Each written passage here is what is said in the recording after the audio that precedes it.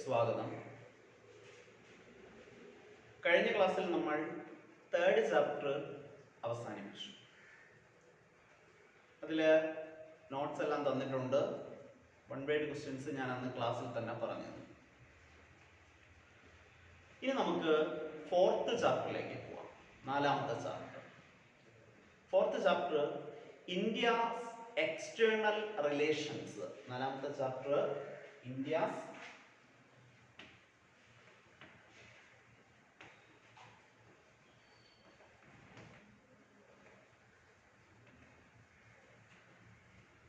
external relations.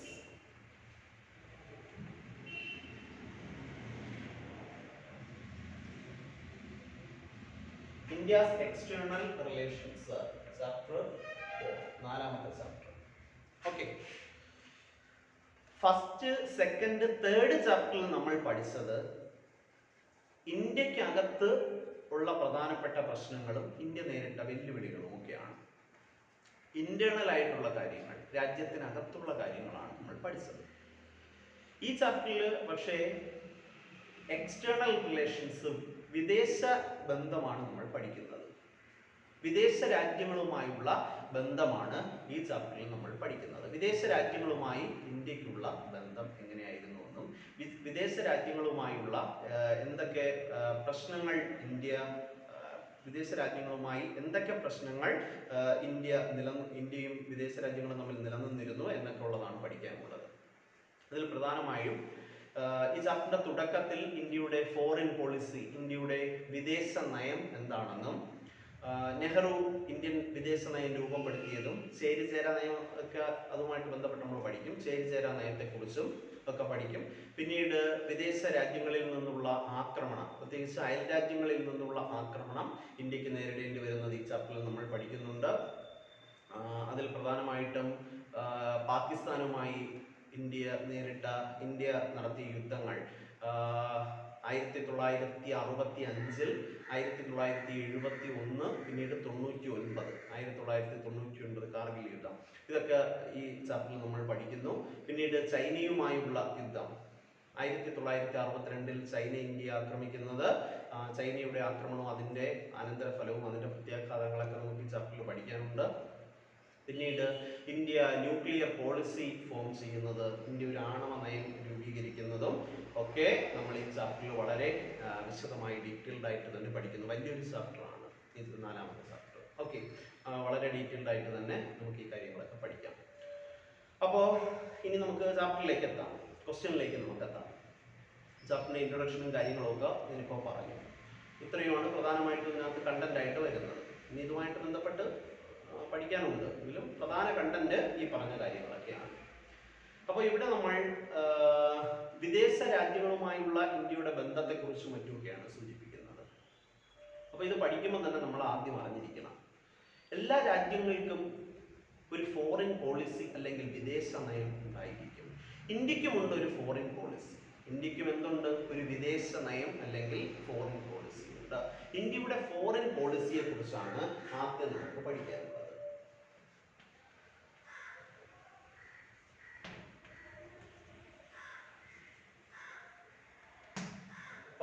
ആദ്യം നമുക്ക് പഠിക്കാനുള്ളത് എന്തിനെ കുറിച്ചാണ്? ഇന്ത്യാസ് ഫോറിൻ പോളിസി, ഇന്ത്യയുടെ വിദേശ നയം എന്താണ് വിദേശ നയം? ഫസ്റ്റ് ക്വസ്റ്റ്യനിൽ തന്നെ നമുക്ക് പഠിക്കാം. എന്താണ് ഫോറിൻ പോളിസി എന്ന് പറഞ്ഞാൽ? അതായത് വിദേശ നയം എന്ന് പറഞ്ഞാൽ ദേശ താൽപര്യത്തെ സംരക്ഷിക്കുവാനും അതിനെ ന്യായീകരിക്കുവാനും അത് നേടിയെടുക്കുവാനുമുള്ള പ്രിൻസിപ്പിൾസ്, തത്വങ്ങളും അതിനുള്ള മാർഗങ്ങളുമാണ് ഏത് പേരിൽ അറിയപ്പെടുന്നത്? വിദേശ നയം എന്ന പേരിൽ അറിയപ്പെടുന്നത്. അപ്പൊ എന്താണ് വിദേശ നയം? ഒറ്റ വാക്കിൽ പറഞ്ഞാൽ ദേശ താൽപര്യം സംരക്ഷിക്കുന്നതിനും അതിനെ ന്യായീകരിക്കുന്നതിനും അത് നേടിയെടുക്കുന്നതിനുമുള്ള തത്വങ്ങളും മാർഗങ്ങളുമാണ് ഏത് പേരിൽ അറിയപ്പെടുന്നത്? ഫോറിൻ പോളിസി അല്ലെങ്കിൽ വിദേശ നയം എന്ന പേരിൽ അറിയപ്പെടുന്നത്. ഇന്ത്യയുടെ വിദേശ നയത്തിന്റെ അൾട്ടിമേറ്റ് എയിം എന്ന് പറഞ്ഞാൽ പ്രൊട്ടക്ഷൻ ഓഫ് നാഷണൽ ഇൻട്രസ്റ്റ്. എന്തിനെ പ്രൊട്ടക്ട് ചെയ്യുക, സംരക്ഷിക്കുക? നാഷണൽ ഇൻട്രസ്റ്റിനെ പ്രൊട്ടക്ട് ചെയ്യുക. എന്താണ് നാഷണൽ ഇൻട്രസ്റ്റ്? ദേശ താല്പര്യം. ദേശ താല്പര്യത്തെ സംരക്ഷിക്കുക എന്നതാണ് ഇന്ത്യയുടെ ഫോറിൻ പോളിസിയുടെ പ്രധാന ലക്ഷ്യം. The ultimate aim of India's foreign policy is the protection of national interest. ദേശ താല്പര്യത്തെ സംരക്ഷിക്കുക എന്നതാണ് ഇന്ത്യൻ ഫോറിൻ പോളിസിയുടെ, ഇന്ത്യയുടെ വിദേശ നയത്തിന്റെ പ്രധാന ലക്ഷ്യം, അൾട്ടിമേറ്റ് എയിം. ഓക്കെ, അപ്പൊ ഇന്ത്യയുടെ ഫോറിൻ പോളിസി രൂപീകരിച്ചത് ആരായിരിക്കാം? ഇന്ത്യയുടെ വിദേശ നയം രൂപീകരിച്ചത് ദീർഘകാലം ബ്രിട്ടന്റെ കോളനിയായിരുന്ന ഇന്ത്യ 1947 ഓഗസ്റ്റ് 15 ഇൻഡിപെൻഡന്റ് ആയി. തുടർന്ന് നെഹ്റുവിന്റെ നേതൃത്വത്തിൽ ഒരു ഗവൺമെന്റ് രൂപീകരിച്ചു. നേരത്തെ നമ്മൾ പഠിച്ചതാണ്. അപ്പൊ ഇന്ത്യയുടെ ഫസ്റ്റ് പ്രൈം മിനിസ്റ്റർ നെഹ്റു ആണെന്ന് നമുക്കറിയാം. അപ്പോഴാരായിരിക്കും ഇന്ത്യയുടെ ഒരു ഇൻഡിപെൻഡന്റ് ആയിട്ടുള്ള ഒരു ഫോറിൻ പോളിസി ഫോം ചെയ്തത്? അത് ഫസ്റ്റ് പ്രൈം മിനിസ്റ്റർ ആയിരുന്ന ജവഹർലാൽ നെഹ്റു ആണ്. ഇന്ത്യൻ ഫോറിൻ പോളിസി ഫോം ചെയ്തത് ആര് തന്നെയാണ്? നെഹ്റു തന്നെയാണ്. ജവഹർലാൽ നെഹ്റുവാണ് ഇന്ത്യയുടെ ഫോറിൻ പോളിസി ഫോം ചെയ്തത്. നെഹ്റു ഒരു വിദേശ നയം രൂപപ്പെടുത്തി. ഓക്കെ, ഈ വിദേശ നയമാണ്, അതുകൊണ്ട് തന്നെ ഇന്ത്യൻ ഫോറിൻ പോളിസിയുടെ ഫാദർ എന്നാണ്, ഇന്ത്യൻ വിദേശ നയത്തിന്റെ പിതാവ് എന്നറിയപ്പെടുന്നത് ജവഹർലാൽ നെഹ്റുവിനെയാണ്. ഓക്കെ, നെഹ്റു രൂപപ്പെടുത്തിയ വിദേശ നയത്തിന്, ഇന്ത്യയുടെ ഫോറിൻ പോളിസിക്ക് ചില ലക്ഷ്യങ്ങൾ ഉണ്ടായിരുന്നു. ഇന്ത്യയുടെ ഫോറിൻ പോളിസിയുടെ എയിംസ് അല്ലെങ്കിൽ ഓബ്ജക്റ്റീവ്സ് ആണ് നമുക്ക് അടുത്ത പഠിക്കാനുള്ളത്. ഫസ്റ്റ് നമ്മൾ എന്തിനെ കുറിച്ച് പറഞ്ഞു? ഫോറിൻ പോളിസി എന്താണെന്ന് പറഞ്ഞു. ഇനി അതിന്റെ എയിംസ് അല്ലെങ്കിൽ ഓബ്ജക്റ്റീവ്സ് എന്താണെന്ന് നമുക്ക് നോക്കാം. ഫോറിൻ പോളിസിയെ കുറിച്ച് പറഞ്ഞു, അടുത്തത് അതിന്റെ ഓബ്ജക്റ്റീവ്സ്, അതിന്റെ ലക്ഷ്യങ്ങളാണ് രണ്ടാമത് നമുക്ക് പഠിക്കാനുള്ളത്. ഫോറിൻ പോളിസിയുടെ പ്രധാന ലക്ഷ്യം opposition to imperialism, colonialism and racism. എന്തിനോടുള്ള എതിർപ്പാണ്? എന്തിനെ എതിർക്കുന്നു? opposition to imperialism. എന്താ imperialism? സാമ്രാജ്യത്വം. രണ്ടാമത്തത് colonialism. എന്താ colonialism? കോളനിവൽക്കരണം. മൂന്നാമത്തത് racism. racism means വംശീയവാദം. അപ്പോൾ ഇതിന് മൂന്നിനോടുമുള്ള എതിർക്കുക, അതിനെ അനുകൂലിക്കാതിരിക്കുക, അതിനെ എതിർക്കുക എന്നതാണ്, അതിനെ ഒപ്പോസ് ചെയ്യുക എന്നതാണ് ഇന്ത്യൻ വിദേശ നയത്തിന്റെ ആദ്യ ഓബ്ജക്റ്റീവ്, ഫസ്റ്റ് ലക്ഷ്യം, ആദ്യ ലക്ഷ്യം. ഓക്കെ, അപ്പൊ ഇന്ത്യൻ വിദേശ നയത്തിന്റെ ഒന്നാമത്തെ ലക്ഷ്യം സാമ്രാജ്യത്വത്തെയും കോളനിവൽക്കരണത്തെയും വംശീയവാദത്തെയും എതിർക്കുക. ഓക്കെ, അപ്പൊ ഫസ്റ്റ് പോയിന്റ് പഠിച്ച കൂടെ തന്നെ opposition to imperialism, colonialism and racism. രണ്ടാമത്തത് focus on the necessity of foreign aid. വിദേശ സഹായം നേടിയെടുക്കുന്നതിൽ ഫോക്കസ് ചെയ്യുക. ഫോറിൻ എയ്ഡ് എന്ന് പറഞ്ഞാൽ എന്താ? Foreign aid, aid means help. Foreign aid വിദേശ സഹായം. വിദേശ സഹായം നൽകുന്നതിന് ഫോക്കസ് കൊടുക്കുക, അതിന്റെ ആവശ്യകതയ്ക്ക്, necessity. Focus on the necessity of foreign aid. വിദേശ സഹായം നേടിയെടുക്കുന്നതിന് എന്ത് കൊടുക്കുക? ഫോക്കസ് നൽകുക. കാരണം ഒരു രാജ്യത്തിന് ഒറ്റയ്ക്ക് നിലനിൽക്കാൻ കഴിയില്ല, മറ്റുള്ളവരുടെ സഹായം തീർച്ചയായിട്ടും ആവശ്യമാണ്. അപ്പോൾ മറ്റുള്ള രാജ്യങ്ങളുടെ സഹായം നേടിയെടുക്കുക. ഇപ്പോൾ തന്നെ നമുക്കറിയാം, COVID-19 ബന്ധപ്പെട്ട എന്ത് ചെയ്യുന്നു, ലോകം മൊത്തം എന്ത് ചെയ്യുന്നു, അസുഖത്തിന്റെ പിടിയിലാണ്. അപ്പോൾ അതിന് മരുന്ന് കണ്ടെത്താൻ ഇതുവരെ കഴിഞ്ഞിട്ടില്ല. അപ്പോൾ ഏതെങ്കിലും ഒരു രാജ്യം മരുന്ന് കണ്ടെത്തും. അപ്പോൾ ആ മരുന്ന് കണ്ടെത്തുമ്പോൾ അത് ആ രാജ്യം മാത്രം ഉപയോഗിക്കുകയാണ് ചെയ്യുന്നത്. അത് എല്ലാവർക്കും ലഭ്യമാകണ്ടേ, എല്ലാവർക്കും കിട്ടണം. അപ്പോൾ രാജ്യങ്ങൾ തമ്മിൽ എന്ത് വേണം? സഹകരണം വേണം. ഉണ്ടെങ്കിൽ മാത്രമേ എന്ത് ചെയ്യാൻ സാധിക്കൂ? മറ്റുള്ളവരുടെ ഫോറിൻ എയ്ഡ് ഹെൽപ്പ് ഉണ്ടെങ്കിൽ മാത്രമേ എല്ലാവർക്കും നിലനിൽക്കാൻ കഴിയൂ. ഓക്കെ, അപ്പോൾ രണ്ടാമത് ഒബ്ജക്റ്റീവ്സ് ഓഫ് ഇന്ത്യസ് ഫോറിൻ പോളിസിയാണ് നമ്മൾ പറയുന്നത്. ഫസ്റ്റ് നമ്മൾ പറഞ്ഞു opposition to imperialism, colonialism and racism. And second, രണ്ടാമത്തെ നമ്മൾ പറഞ്ഞു focus on the necessity of foreign aid. വിദേശ സഹായം നേടിയെടുക്കുവാൻ അതിൽ എന്ത് ചെയ്യുക? അതിന്റെ ആവശ്യകതയ്ക്ക്, നേടിയെടുക്കുന്നതിൽ അതിന്റെ ആവശ്യകതയ്ക്ക് ഇമ്പോർട്ടൻസ് കൊടുക്കുക. Third, faith in the UNO. എന്തിലുള്ള വിശ്വാസം? UNOയിലുള്ള വിശ്വാസം. UNO means United Nations organisation. നമുക്കറിയാം സെക്കൻഡ് വേൾഡ് വാറിന് ശേഷം ഫോം ചെയ്ത ഒരു പീസ്ഫുൾ ഓർഗനൈസേഷൻ ആണ്, വേൾഡ് ഓർഗനൈസേഷൻ ആണ് UNO. UNOയിലുള്ള വിശ്വാസം അത് എന്തിന്റെ ഒബ്ജക്റ്റീവാണ്? ഇന്ത്യ ഫോറിൻ പോളിസിയുടെ ഒബ്ജക്റ്റീവാണ്. ഇന്ത്യയുടെ വിദേശ നയത്തിന്റെ ഒരു പ്രധാന ലക്ഷ്യമാണ്, പ്രധാന ഒബ്ജക്റ്റീവാണ് faith in the UNO. Faith means വിശ്വാസം. എന്തിലുള്ള വിശ്വാസം? UNOയിലുള്ള വിശ്വാസം. ഇന്ത്യ ലോക സമാധാനം ആഗ്രഹിക്കുന്ന രാജ്യമാണ്. നേരത്തെ നമ്മൾ പഠിച്ചിട്ടുണ്ട്, ഇന്ത്യ ഒരിക്കലും മറ്റു രാജ്യത്തെ ആക്രമിക്കാൻ അങ്ങോട്ട് ആദ്യം ചെല്ലില്ല. ഇന്ത്യ ആരെങ്കിലും ഇങ്ങോട്ട് ആക്രമിച്ചാൽ മാത്രമേ നമ്മൾ തിരിച്ചടിക്കൂ. അത് ഇന്ത്യയുടെ വിദേശ നയമാണ്. അങ്ങനെയുള്ള നയം പിന്തുടരുന്ന ഇന്ത്യ, ലോക സമാധാനം ആഗ്രഹിക്കുന്ന ഇന്ത്യ, ലോക സമാധാനം നിലനിർത്താൻ ആഗ്രഹിക്കുന്ന UNOയിൽ വിശ്വസിക്കുന്നു. UNO എന്ന് പറയുന്ന സംഘടനയിൽ ഇന്ത്യയും വിശ്വസിക്കുന്നു. ഓക്കെ, കാരണം രണ്ടുപേരും ഒരേ റൂട്ടിലാണ് സഞ്ചരിക്കുന്നത്. UNO സഞ്ചരിക്കുന്നതും എന്ത് സമാധാനം സ്ഥാപിക്കുന്ന അതിനു വേണ്ടിയാണ്. ഇന്ത്യയും അത് തന്നെ ആഗ്രഹിക്കുന്നു. അപ്പൊ മൂന്നാമത്തെ ഇന്ത്യൻ ഫോറിൻ പോളിസിയുടെ ഒബ്ജക്റ്റീവ് തന്നെ ഫെയ്ത്ത് ഇൻ ദ UNO. അടുത്തത് നാലാമത്തെ, ഫോർത്ത് വൺ, പീസ്ഫുൾ കോ എക്സിസ്റ്റൻസ്. എന്താ പീസ്ഫുൾ കോ എക്സിസ്റ്റൻസ്? സമാധാനപരമായ സഹവർത്തിത്വം. സമാധാനപരമായിട്ട് മറ്റുള്ളവരുമായി നിലനിൽക്കുക, മറ്റുള്ളവരുമായിട്ട് ബന്ധം സ്ഥാപിക്കുന്നത് എങ്ങനെയായിരിക്കണം? ഒരിക്കലും ഇന്ത്യ ഒരു അഗ്രസീവ് ആയിട്ടുള്ള ഒരു പോളിസി ഇന്ത്യ സ്വീകരിക്കില്ല. പീസ്ഫുൾ കോ എക്സിസ്റ്റൻസ് ആണ് ഇന്ത്യക്ക് ആവശ്യമെന്ന് എന്തിൽ തന്നെ സൂചിപ്പിക്കുന്നു? ഇന്ത്യയുടെ ഫോറിൻ പോളിസിയിൽ തന്നെ സൂചിപ്പിക്കുന്നു. ഓക്കെ, അപ്പൊ ഇന്ത്യസ് ഫോറിൻ പോളിസിയിൽ നാലാമത്തെ പോയിന്റ് നമ്മൾ പറഞ്ഞു, peaceful coexistence. And last one, അവസാനത്തത് നോൺ അലൈൻമെന്റ്. എന്താണ് നോൺ അലൈൻമെന്റ്? ചേരിചേരായ്മ. ഇന്ത്യയുടെ ഫോറിൻ പോളിസിയുടെ അവസാനത്തെ ലക്ഷ്യം, ലാസ്റ്റ് ഒബ്ജക്റ്റീവ് എന്താണ്? Non alignment. Non alignment means ചേരിചേരായ്മ. ഇന്ത്യ ഒരു ചേരിയിലും ചേരുന്നില്ല. അടുത്ത ക്വസ്റ്റ്യൻ നമ്മൾ നോൺ അലൈൻമെന്റ് ആണ് പഠിക്കുന്നത്. അപ്പോൾ ഡീറ്റെയിൽഡ് ആയിട്ട് ഞാൻ പറഞ്ഞുതരാം എന്താണ് നോൺ അലൈൻമെന്റ്. ഇപ്പോൾ ഈ പോയിന്റ് കേട്ടാൽ മതി. നോൺ അലൈൻമെന്റ് അടുത്ത ക്വസ്റ്റ്യൻ ആണ്, അപ്പോൾ പറയാം. അപ്പോൾ ഇന്ത്യയുടെ ഫോറിൻ പോളിസി എന്ന് പറഞ്ഞാൽ ഫോറിൻ പോളിസിയുടെ മറ്റൊരു അൾട്ടിമേറ്റ് ഒബ്ജക്റ്റീവ് ആണ് നോൺ അലൈൻമെന്റ് അല്ലെങ്കിൽ ചേരിചേരായ്മ. അപ്പോൾ ക്ലിയർ ആയല്ലോ. ഇന്ത്യ അപ്പോൾ രണ്ട് ക്വസ്റ്റ്യനും ഇപ്പോൾ നമ്മളിവിടെ പറഞ്ഞു. ഈ രണ്ട് ക്വസ്റ്റ്യനും കൂടെ ചിലപ്പോൾ ഒരുമിച്ച് ചേർത്ത് ഒറ്റ ക്വസ്റ്റ്യൻ ആയിട്ട് ചോദിക്കും. What you mean by foreign policy? What are the important objectives of India's foreign policy? Foreign policy, വിദേശ നയം എന്നതുകൊണ്ട് നിങ്ങൾ എന്താണ് അർത്ഥമാക്കുന്നത്? ഇന്ത്യൻ വിദേശ നയത്തിന്റെ പ്രധാന ലക്ഷ്യങ്ങൾ എന്തെല്ലാം എന്ന് ചോദിക്കും. എന്ന് ചോദിച്ചാൽ ആദ്യം ഞാൻ പറഞ്ഞ എന്താണ് ഫോറിൻ പോളിസി എന്നുള്ളത് എഴുതുക, അതിനുശേഷം അതിന്റെ ഒബ്ജക്റ്റീവ്സും എഴുതുക. ക്ലിയർ ആയല്ലോ.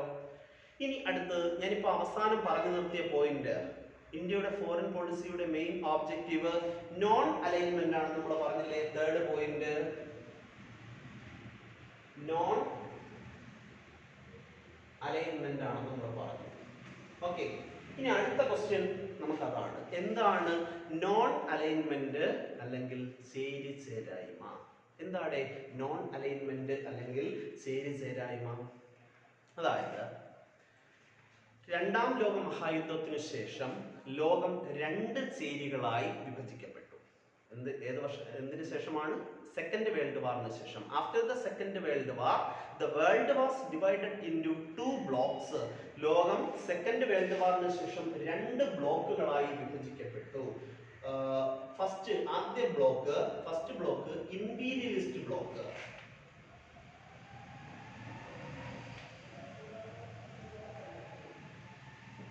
ആദ്യ ബ്ലോക്ക് ഇംപീരിയലിസ്റ്റ് ബ്ലോക്ക്. ഇതിന് നേതൃത്വം കൊടുത്തത് അമേരിക്കയായിരുന്നു, USA. അമേരിക്ക നേതൃത്വം കൊടുക്കുന്ന മുതലാളിത്ത ചേരി അല്ലെങ്കിൽ ക്യാപിറ്റലിസ്റ്റ് ബ്ലോക്ക് എന്ന് വേണമെങ്കിലും പറയാം. ഓക്കെ, അപ്പൊ ആദ്യത്തേത് ഇംപീരിയലിസ്റ്റ് ബ്ലോക്ക് അല്ലെങ്കിൽ capitalist block, headed by USA. ഇതിന് നേതൃത്വം നൽകിയത് USA ആയിരുന്നു. ആൻഡ് ദ സെക്കൻഡ് വൺ, രണ്ടാമത്തത് കമ്മ്യൂണിസ്റ്റ് ബ്ലോക്ക് ആയിരുന്നു. രണ്ടാമത്തത് ഏത് ബ്ലോക്കാണ്? Communist block.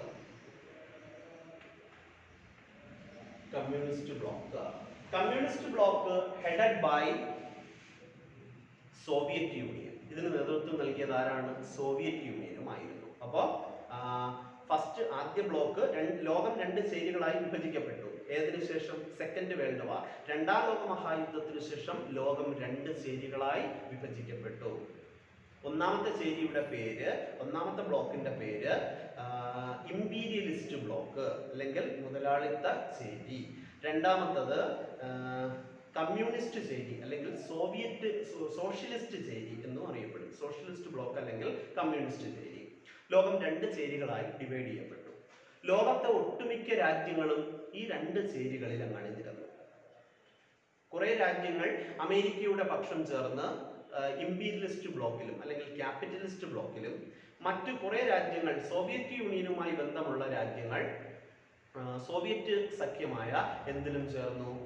കമ്മ്യൂണിസ്റ്റ് ബ്ലോക്കിൽ അല്ലെങ്കിൽ സോഷ്യലിസ്റ്റ് ബ്ലോക്കിലും ചേർന്നു. അപ്പോൾ സെക്കൻഡ് വേൾഡ് വാറിന് ശേഷമാണ്. സെക്കൻഡ് വേൾഡ് വാർ അവസാനിക്കുന്നത് 1944 അവസാനമായപ്പോഴത്തേക്ക് സെക്കൻഡ് വേൾഡ് വാർ അവസാനിക്കും. 45-ലാണ് UNO ഫോം ചെയ്യുന്നത്. അപ്പോൾ ഇതിനുശേഷം ലോകം 2 ചേരികളായി വിഭജിക്കപ്പെട്ടു.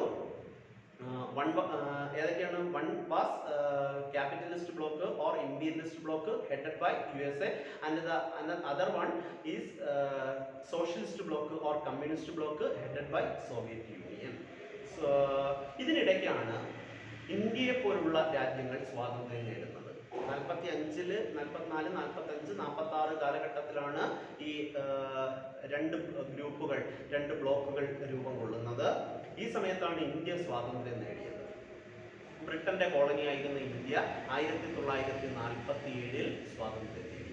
ഈ 47-48 കാലഘട്ടത്തിൽ ഇന്ത്യ മാത്രമല്ല, നിരവധി രാജ്യങ്ങൾ സ്വാതന്ത്ര്യം നേടി. ഏഷ്യയിലെയും ആഫ്രിക്കയിലെയും ചെറിയ രാജ്യങ്ങളൊക്കെ സ്വാതന്ത്ര്യം നേടി. ഇന്ത്യ ചെറിയ രാജ്യമല്ല, ഇന്ത്യ ഏഷ്യയിലെ തന്നെ ഒരു വലിയ രാജ്യമാണ്. ലോകത്തിലെ തന്നെ നമുക്കറിയാം വലിപ്പത്തിൽ 7ാം സ്ഥാനമുള്ള രാജ്യമാണ് ഇന്ത്യ. അപ്പോൾ ഇന്ത്യക്ക് പുറമെ മറ്റ് ഏഷ്യയിലെയും ആഫ്രിക്കയിലെയും ഒക്കെ ചെറു രാജ്യങ്ങൾ സ്വാതന്ത്ര്യം നേടി. ഈ രാജ്യങ്ങൾ എല്ലാം ഒരൊറ്റ ചേരിയിലും ചേരാൻ തയ്യാറായില്ല. ഈ ഏഷ്യയിലെയും newly emerged independent states of Asia and Africa under the leadership of Jawaharlal നെഹ്റുവിന്റെ നേതൃത്വത്തിൽ ഏഷ്യയിലെയും ആഫ്രിക്കയിലെയും പുതുതായി സ്വാതന്ത്ര്യം നേടിയ രാജ്യങ്ങൾ എന്ത് ചെയ്തു? Decided not to join either the blocks അല്ലെങ്കിൽ എയ്തർ ഗ്രൂപ്പ്സ്. നെഹ്റുവിന്റെ നേതൃത്വത്തിൽ അവർ തീരുമാനിച്ചു 2 ഗ്രൂപ്പിലും ചേരുന്നില്ല. സാധാരണഗതിയിൽ ഒട്ടുമിക്ക രാജ്യങ്ങളും ഒന്നുകിൽ അമേരിക്കൻ ബ്ലോക്കിൽ ചേരും അല്ലെങ്കിൽ സോവിയറ്റ് ബ്ലോക്കിൽ ചേരും. അതായത് ഇമ്പീരിയലിസ്റ്റ് ബ്ലോക്കിലോ കമ്മ്യൂണിസ്റ്റ് ബ്ലോക്കിലോ ചേരും. അപ്പോൾ ഇന്ത്യ സ്വാതന്ത്ര്യം നേടിയ ശേഷം ഇന്ത്യയും അമേരിക്ക സ്വാഗതം ചെയ്തു. ഇന്ത്യ ആരുടെ ഗ്രൂപ്പിലേക്ക് വരിക? അമേരിക്കൻ ബ്ലോക്കിലേക്ക് വരിക. സോവിയറ്റ് യൂണിയനും ഇന്ത്യയെ വെൽക്കം ചെയ്തു. പക്ഷേ ഇന്ത്യ ഈ 2 ഗ്രൂപ്പിലും ചേർന്നില്ല. ഇന്ത്യ ഈ 2 ഗ്രൂപ്പിലും ചേരാതെ ഇൻഡിപെൻഡന്റ് ആയിട്ട് നിന്നു, സ്വതന്ത്രമായിട്ട് നിന്നു. അപ്പോൾ ഇന്ത്യക്ക് പിന്തുണ നൽകിക്കൊണ്ട് നെഹ്റുവാണ് ഈ ഒരു ആശയം മുന്നോട്ട് വച്ചത്. നെഹ്റു തീരുമാനിച്ചു അമേരിക്കൻ ചേരിയിൽ ചേർന്നാൽ അമേരിക്ക പറയുന്നതനുസരിച്ച് അവരുടെ താല്പര്യത്തിനനുസരിച്ച് നിൽക്കേണ്ട ഒരവസ്ഥ വരും. സോവിയറ്റ് ബ്ലോക്കിൽ ചേർന്നാലും അതുപോലെ തന്നെ അവർ പറയുന്നതനുസരിച്ച് നീങ്ങേണ്ട ഒരവസ്ഥ വരും. ദീർഘകാലം കൊണ്ട് നേടിയ സ്വാതന്ത്ര്യം ചിലപ്പോൾ മറ്റൊരു രാജ്യത്തിന് കീഴിൽ അടിയറവ് വയ്ക്കേണ്ട അവസ്ഥ തന്നെ ഉണ്ടാകാം എന്ന് ആര് ഭയപ്പെട്ടു? നെഹ്റു ഭയപ്പെട്ടു. ബ്രിട്ടനിൽ നിന്നും ദീർഘകാല പോരാട്ടം നടത്തിയാണ് നമ്മൾ സ്വാതന്ത്ര്യം നേടിയത്, നമുക്കറിയാം. അപ്പോൾ ഇനി നമ്മൾ ഇത്രയേറെ പോരാട്ടത്തിലൂടെ നേടിയെടുത്ത സ്വാതന്ത്ര്യം മറ്റ് രാജ്യങ്ങൾക്ക് അടിയറവ് വയ്ക്കണോ വേണ്ടയോ എന്ന് നമ്മൾ ചിന്തിക്കണം എന്ന് നെഹ്റു ഒന്ന് അഭിപ്രായപ്പെട്ടു. അതുകൊണ്ട് തന്നെ നെഹ്റു അമേരിക്കൻ ബ്ലോക്കിലും ചേർന്നില്ല, സോവിയറ്റ് ബ്ലോക്കിലും ചേർന്നില്ല. നെഹ്റു എങ്ങനെയുള്ള തീരുമാനമെടുത്തു? Decided not to join either the blocs. 2 ബ്ലോക്കിലും ചേരേണ്ടെന്ന് നെഹ്റു തീരുമാനിച്ചു. നെഹ്റുവിന് പിന്തുണ നൽകിക്കൊണ്ട് ഏഷ്യയിലെയും ആഫ്രിക്കയിലെയും ന്യൂലി ഇൻഡിപെൻഡന്റ് സ്റ്റേറ്റ്സുകൾ എന്ത് ചെയ്തു? നെഹ്റുവിന് പിന്തുണ നൽകി. ഏഷ്യയിലെയും ആഫ്രിക്കയിലെയും പുതുതായി സ്വാതന്ത്ര്യം നേടിയ രാജ്യങ്ങൾ ആർക്ക് പിന്തുണ നൽകി? നെഹ്റുവിന് പിന്തുണ നൽകിക്കൊണ്ട് അവരും തീരുമാനിച്ചു ഞങ്ങളും 2 ചേരിയിലും ചേരുന്നില്ല, ഞങ്ങൾ മറ്റൊരു ചേരിയായിട്ട് നിലകൊള്ളുവാൻ തീരുമാനിച്ചു. മറ്റൊരു ചേരിയില്ല, ഒരു ചേരിയിലും ചേരാതെ നിലകൊള്ളാൻ തീരുമാനിച്ചു. ഈ സമീപനത്തിനെയാണ്, ഈ പോളിസിയാണ് നോൺ അലൈൻഡ് പോളിസി എന്ന് വിളിക്കുന്നത്. ചേരാ നയം എന്നറിയപ്പെടും. ഈ ഈ പോളിസി ഏത് പേരിലാണ് അറിയപ്പെടുന്നത്? ചേരിചേരാ നയം എന്ന പേരിൽ അറിയപ്പെടുന്നു. അപ്പൊ ചേരിചേരാ നയം രൂപപ്പെടുത്തിയത് ആരാണ്? ജവഹർലാൽ നെഹ്റു ആണ്. ഇനി നെഹ്റുവിനോടൊപ്പം അതിനെ സഹായിക്കാൻ വേണ്ടി മറ്റ് ലീഡേഴ്സ് ഒക്കെ ഉണ്ടായിരുന്നു. അത് ഡീറ്റെയിൽഡ് ആയിട്ട് ഇനി വരുന്ന ക്ലാസ്സുകളിൽ അതിനെക്കുറിച്ച് നമുക്ക് പഠിക്കാനുണ്ട്. ടിറ്റോയും നാസറും ഒക്കെ നെഹ്റുവിനെ സഹായിക്കാൻ വേണ്ടി ഉണ്ടായിരുന്നു. അത് ഇനി വരുന്ന അതിന്റെ ഫോർമേഷനും അതുമായിട്ട് ബന്ധപ്പെട്ട് നമുക്ക് പഠിക്കാം. അപ്പൊ ഇപ്പോൾ ഓർക്കേണ്ടത് എന്താണ് ചേരിചേരാ നയം അല്ലെങ്കിൽ നോൺ അലൈൻമെന്റ് എന്താണ് മലയാളത്തിൽ പറഞ്ഞാൽ രണ്ടാം ലോക മഹായുദ്ധത്തിന് ശേഷം ലോകം രണ്ട് ചേരികളായി വിഭജിക്കപ്പെട്ടു. ഒന്ന് അമേരിക്ക നേതൃത്വം കൊടുക്കുന്ന മുതലാളിത്ത ചേരിയും രണ്ടാമത്തത് സോവിയറ്റ് യൂണിയൻ നേതൃത്വം കൊടുക്കുന്ന സോഷ്യലിസ്റ്റ് ചേരിയും.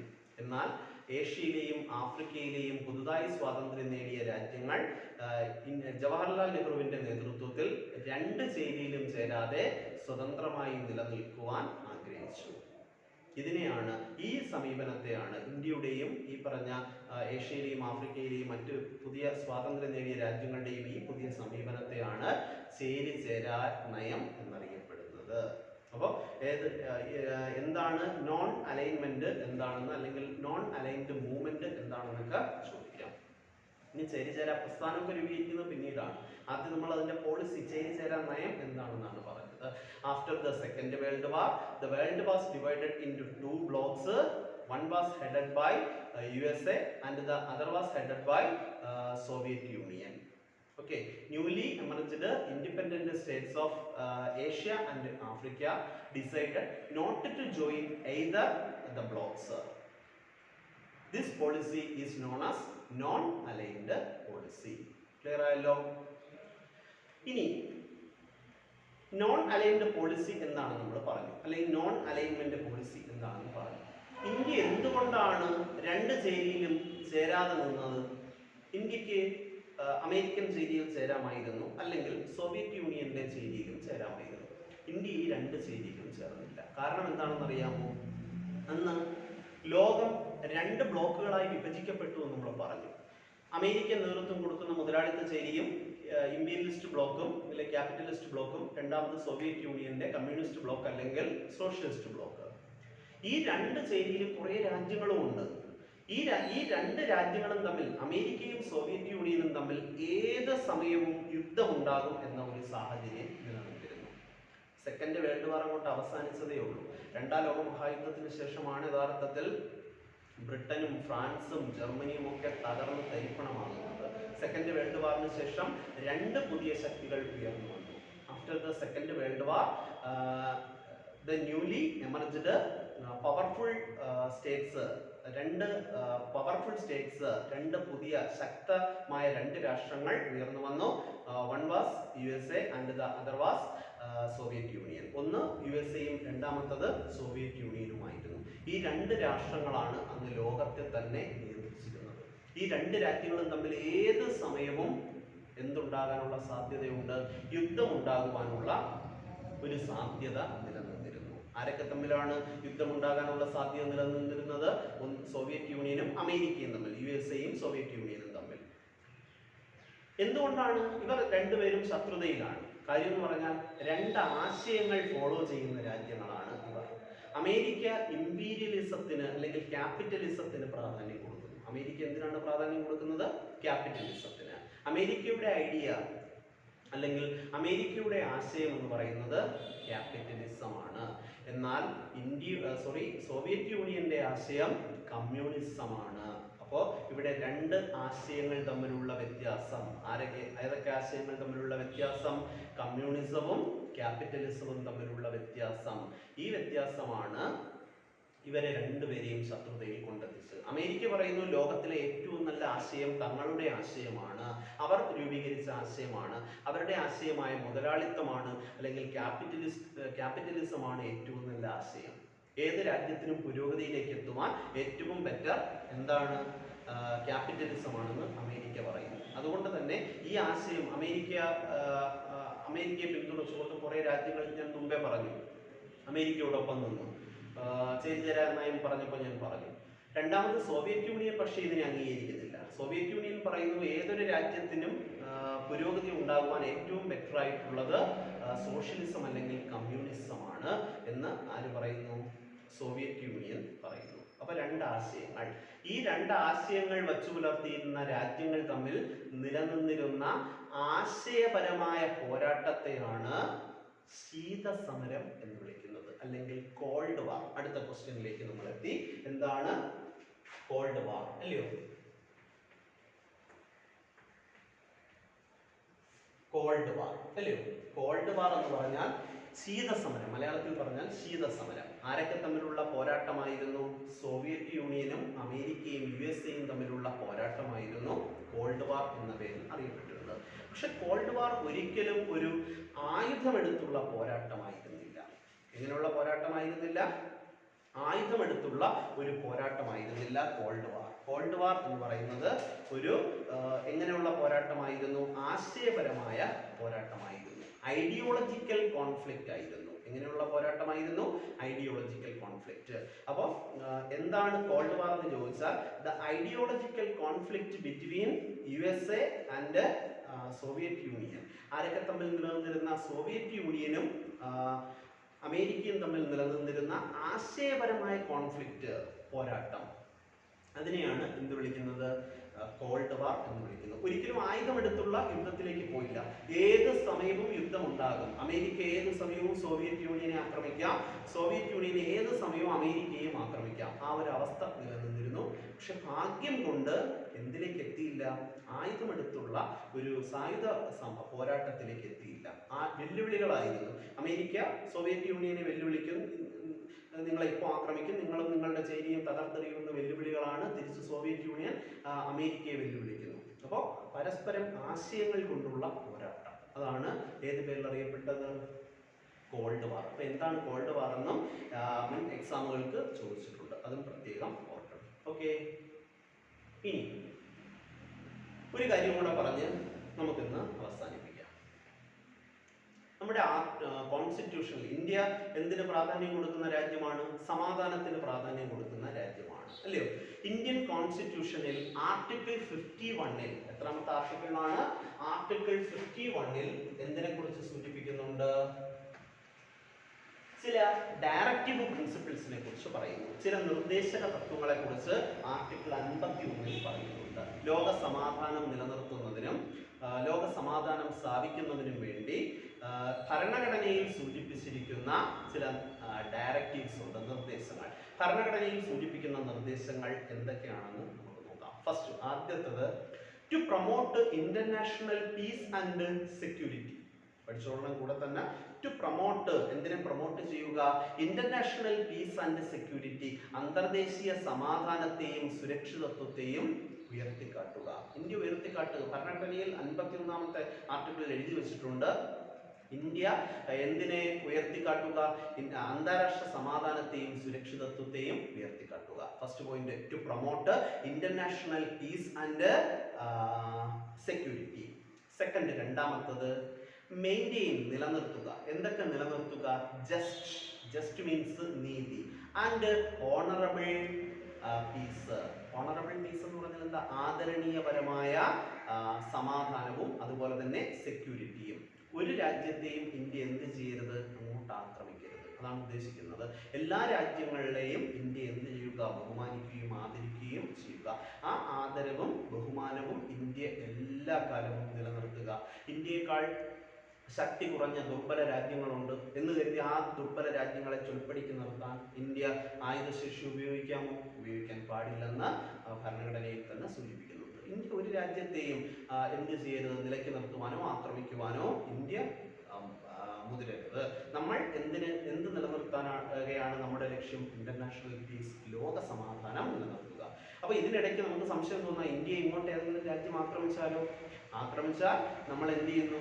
തിരിച്ച് അതിനെന്ത് ചെയ്യാം? നമ്മൾ തിരിച്ചാക്രമിക്കുക. അത് നമ്മുടെ നയം തന്നെയാണ്. ഇങ്ങോട്ട് പ്രകോപനമുണ്ടായ പാകിസ്ഥാനുമായിട്ടൊക്കെ ഇന്ത്യ ആക്രമണം ഉണ്ടാകാറുണ്ട്. ഇപ്പൊ ചൈനയുമായിട്ട് അതിർത്തിയിൽ വലിയ സംഘർഷങ്ങൾ നിലനിൽക്കുന്നു. അപ്പോൾ ഈ ചൈനയുമായിട്ടൊക്കെ സംഘർഷങ്ങൾ നിലനിൽക്കുമ്പോൾ ഇന്ത്യ അങ്ങോട്ട് എന്ത് ചെയ്യില്ല? ആക്രമണം നടത്തത്തില്ല. ഇങ്ങോട്ട് പ്രകോപനം ഉണ്ടായാൽ മാത്രമേ ഇന്ത്യ ആക്രമണം നടത്തൂ. അതാണ് ഇന്ത്യയുടെ പോളിസി തന്നെ. ഓക്കെ, അപ്പോൾ അത് പ്രത്യേകം ഓർക്കണം. അടുത്ത മറ്റൊന്ന് respect international laws and agreements. എന്തിനെ റെസ്പെക്ട് ചെയ്യുക, ബഹുമാനിക്കുക. മൂന്നാമത്താണ്, തേർഡ് പോയിന്റ് ആണ്. റെസ്പെക്ട് ഇന്റർനാഷണൽ ലോസ്, അന്തർദേശീയ നിയമങ്ങളെയും ട്രീറ്റി, എന്താ ട്രീറ്റി, ഉടമ്പടികളെയും ബഹുമാനിക്കുക. ഓക്കെ, ഇത് ഫോർത്ത് പോയിന്റ്. Third point. ഇനി ഫോർത്ത് പോയിന്റ്, നാലാമത്തത് encourage settlement of international dispute by arbitration. അന്താരാഷ്ട്ര തർക്കങ്ങൾ ഉണ്ടായാൽ ആ അന്താരാഷ്ട്ര തർക്കങ്ങളെ ആർബിട്രേഷനിലൂടെ പരിഹരിക്കുക. എന്താണ് ആർബിട്രേഷൻ? മധ്യസ്ഥത. അതിനെ മധ്യസ്ഥതയിലൂടെ പരിഹരിക്കുക. അപ്പൊ അന്താരാഷ്ട്ര പ്രശ്നങ്ങൾ ഉണ്ടാവാം. ഉറപ്പായിട്ടും ഇന്ത്യ മറ്റ് രാജ്യങ്ങളുമായി എന്തിലേർപ്പെടാം? തർക്കത്തിലേർപ്പെടാം. അപ്പൊ ഈ തർക്കത്തിൽ ഏർപ്പെടുമ്പോൾ ആ തർക്കങ്ങളെ എങ്ങനെ പരിഹരിക്കുക? ആർബിട്രേഷനിലൂടെ പരിഹരിക്കുക. Encourage settlement of international disputes by arbitration. അന്താരാഷ്ട്ര തർക്കങ്ങൾ ഉണ്ടായാൽ ആ തർക്കങ്ങളെ മധ്യസ്ഥതയിലൂടെ പരിഹരിക്കുക. ഇതെല്ലാം ഇന്ത്യൻ കോൺസ്റ്റിറ്റ്യൂഷനിൽ എത്രാമത്തെ ആർട്ടിക്കിളിലാണ് സൂചിപ്പിക്കുന്നത്? ആർട്ടിക്കിൾ 51-ൽ സൂചിപ്പിച്ചിട്ടുണ്ട്. ലോക സമാധാനം, ഇന്റർനാഷണൽ പീസും സെക്യൂരിറ്റിയും നിലനിർത്തുന്നതിന് വേണ്ടി ഇന്ത്യ നിർദ്ദേശിച്ചിട്ടുള്ള ചില നിർദ്ദേശങ്ങളാണ്. ഇന്ത്യ നിർദ്ദേശിച്ചിട്ടുള്ള എന്ന് പറഞ്ഞാൽ ഇന്ത്യൻ കോൺസ്റ്റിറ്റ്യൂഷനിൽ പറഞ്ഞിരിക്കുന്ന ചില ഡയറക്റ്റീവ്സ് ആണ്. ഓക്കെ, ഇത്രയും കാര്യങ്ങളാണ് ഇന്ന് ഈ ചാപ്റ്ററിന്റെ തുടക്കത്തിൽ നമുക്ക് പഠിക്കാനുള്ളത്. അപ്പോൾ ഈ ചാപ്റ്ററിന്റെ തുടക്കത്തിൽ നമ്മൾ 3-4 ക്വസ്റ്റ്യൻ പഠിച്ചിട്ടുണ്ട്. നമ്മൾ എന്തൊക്കെയാണ് പ്രധാനമായിട്ടും പറഞ്ഞത്? ഫോറിൻ പോളിസി എന്താണെന്ന് പറഞ്ഞു. ആ ഫോറിൻ പോളിസിയുടെ ഓബ്ജക്റ്റീവ്സ് നമ്മൾ പറഞ്ഞു. നോൺ അലൈൻഡ് മൂവ്മെന്റ് എന്താണെന്ന് പറഞ്ഞു. കോൾഡ് വാർ എന്താണെന്ന് പറഞ്ഞു. പിന്നീട് ആർട്ടിക്കിൾ 51-ൽ സൂചിപ്പിച്ചിരിക്കുന്ന ഡയറക്റ്റീവ്സും എന്തൊക്കെയാണെന്ന്, ഡയറക്റ്റീവ് പ്രിൻസിപ്പിൾസിനെ കുറിച്ചും നമ്മൾ പറഞ്ഞു. ഓക്കെ, ഇത്രയും കാര്യങ്ങൾ പറഞ്ഞുകൊണ്ട് നമുക്ക് ഇന്നത്തെ ക്ലാസ് അവസാനിപ്പിക്കാം. ഓക്കെ.